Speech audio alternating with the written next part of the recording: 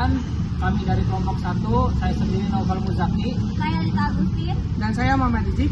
Di sini kami akan menjelaskan mengenai sejarah pembangunan ekonomi dalam dunia Islam. Pembangunan ekonomi Islam pada masa klasik. Pembangunan ekonomi Islam pada masa klasik terdapat dua masa, yaitu yang pertama, masa Nabi Muhammad SAW, yang kedua, masa Khulafaur Rasyidin. Pembangunan ekonomi Islam dimulai pada masa Nabi Muhammad SAW dan dilanjutkan oleh Khulafaur Rasyidin dengan mengedepankan kesejahteraan masyarakat sesuai syariah. Pada masa Nabi, setelah hijrah ke Madinah, Rasulullah memperkuat akidah dan membangun sistem ekonomi yang mengakui kepemilikan pribadi serta mendorong pencari nafkah yang halal. Ia melarang praktik ekonomi tidak fair seperti riba dan korupsi dengan menggantinya dengan zakat dan sedekah. Kemudian masa Khalifah Rasyidin yang pertama ada masa Abu Bakar. Fokus utamanya adalah pengumpulan zakat sebagai sumber pendapatan negara dengan penguatan hukum terhadap murtad dan penolakan zakat. Kemudian masa Umar bin Khattab. Pada masa Umar bin Khattab sukses melakukan ekspansi wilayah dan mendirikan lembaga Baitul Mal serta menerapkan kebijakan alokasi pendapatan negara. Kemudian masa Utsman bin Affan. Pada masa Utsman bin Affan menandai sistem perekonomian yang lebih terstruktur melalui pembangunan infrastruktur dan perdagangan, meskipun pada masa itu banyak menghadapi kritik atas nepotisme. Kemudian yang terakhir ada masa kepemimpinan Ali bin Abi Thalib. Ia menegakkan keadilan dalam distribusi kekayaan dan memberantas korupsi, meskipun masa pemerintahannya ditandai dengan konflik politik. Secara keseluruhan, setiap khalifah menerapkan prinsip ekonomi syariah dalam upaya meningkatkan kesejahteraan masyarakat. Era kemajuan dan transformasi Islam pada dinasti Abbasiyah dan Umayyah merupakan periode yang penting dalam sejarah Islam, membawa dampak besar bagi perkembangan peradaban Islam. Berikut adalah beberapa aspek penting dari kedua dinasti tersebut. Yang pertama ada di dinasti Umayyah yang berdiri pada tahun 661 Masehi hingga 750 Masehi. Yang pertama ada perluasan wilayah. Dinasti Umayyah berhasil memperluas wilayah kekuasaan Islam hingga ke Spanyol di barat dan Asia di timur tengah. Lalu kemudian ada pemerintahan yang terpusat di Umayyah, membangun sistem pemerintahan yang terpusat dan efektif dengan ibu kota di Damaskus.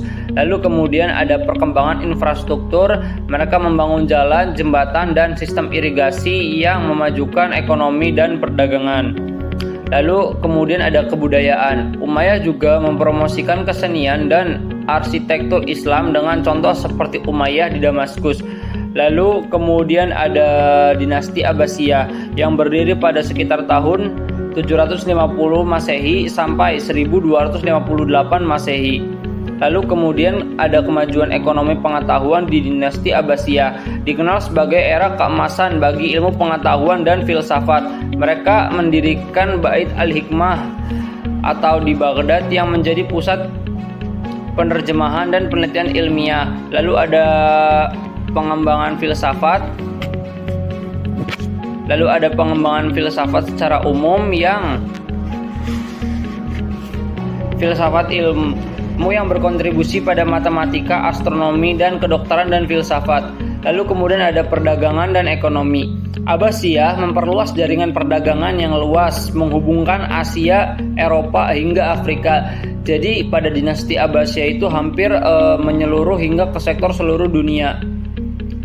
Lalu kemudian ada kebudayaan dan arsitektur. Mereka membangun kota Baghdad sebagai pusat kebudayaan dan arsitektur. Mereka membangun kota Baghdad sebagai pusat kebudayaan intelektual dengan arsitektur yang megah seperti Masjid Al-Mansur dan Istana Abbasiyah. Kedua dinasti ini memainkan peran penting dalam membentuk peradaban Islam dan memberikan kontribusi besar pada kemajuan ilmu pengetahuan, filsafat, kesenian, dan infrastruktur. Warisan mereka terasa hingga hari ini dalam berbagai aspek kehidupan. Jadi dinasti Abbasiyah dan dinasti Umayyah itu sangat berpengaruh pada kehidupan Islam hingga saat ini, termasuk di ilmu kedokteran, filsafat, dan lain-lain. Selanjutnya yaitu pergeseran dan tantangan. Pada poin pembahasan kali ini, yang pertama yaitu perkembangan ekonomi pada masa Kesultanan. Pada periode ini, ditandai dengan munculnya 3 kekaisaran Islam yang sangat kuat. Yang pertama yaitu ada Kesultanan Utsmaniyah dari Turki. Dengan kontrolnya atas jalur sutra dan rempah-rempah berhasil membangun ekonomi yang berbasis perdagangan. Mereka mengelola sistem pajak dan administrasi yang efisien untuk membiayai militer dan proyek-proyek pabrik. Yang kedua yaitu ada Kesultanan Mughal dari India dengan mengembangkan sektor pertanian dan industri tekstil yang sangat maju, menjadikan mereka salah satu pusat ekonomi dunia pada masanya. Dan yang ketiga yaitu Kesultanan Safawi dari Persia dengan memfokuskan pada produksi karpet dan kerajinan tangan yang menjadi komoditas ekspor utama mereka. Selanjutnya yaitu masa kolonialisme dan dampaknya. Dampak dari kolonialisme sendiri yaitu yang pertama adanya eksploitasi sumber daya. Kolonialisme memaksa petani lokal menanam tanaman komersial seperti kapas di Mesir dan kopi di Indonesia. Kebijakan ini memberikan keuntungan besar bagi kolonial, tetapi menyebabkan penderitaan bagi penduduk setempat. Yang kedua yaitu perubahan struktur ekonomi. Wilayah Islam yang sebelumnya mandiri menjadi bergantung pada kekuatan kolonial. Yang ketiga yaitu ketergantungan dan krisis. Ekonomi lokal diarahkan untuk melayani pasar global barat. Ini membuat mereka rentan terhadap krisis. Contohnya, saat permintaan kapas Eropa menurun, ekonomi Mesir mengalami krisis. Dan yang keempat yaitu dampak pada sosial. Kebijakan kolonial menyebabkan kerusakan pada sistem pertanian tradisional yang mengakibatkan kelaparan dan kemiskinan meluas di kalangan petani lokal. Selanjutnya yaitu era pasca kemerdekaan dan modern. Pada masa ini, negara-negara dengan populasi muslim mayoritas menghadapi tantangan besar setelah periode kolonialisme. Mereka berjuang untuk membangun kembali ekonomi yang terlanjur rusak dan bergantung pada barat.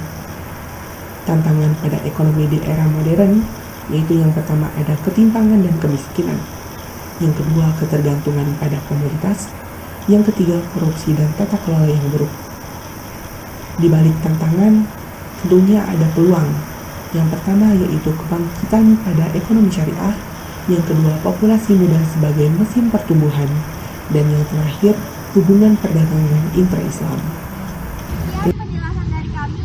Sekurang-kurangnya mohon maaf. Wassalamualaikum warahmatullahi wabarakatuh. Kenapa gak kesini aja sih?